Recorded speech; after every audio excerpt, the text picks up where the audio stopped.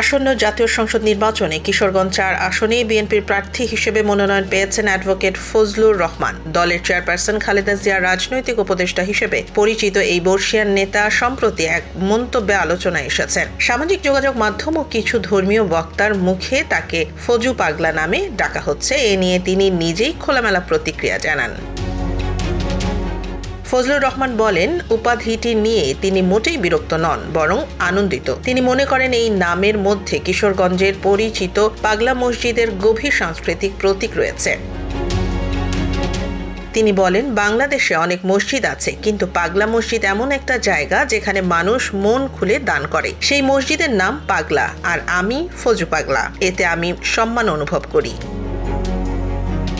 মুফতি আমির হামজা ও মাওলানা মিজানুর রহমান আজহারীর প্রতি কৃতজ্ঞতা প্রকাশ করে তিনি বলেন, এই নাম তাকে আরও মানুষের কাছে সহজ করে তুলেছে। তিনি বিশ্বাস করেন জনগণ ভালোবাসা ও আস্থার ভিত্তিতেই তাকে গ্রহণ করবে।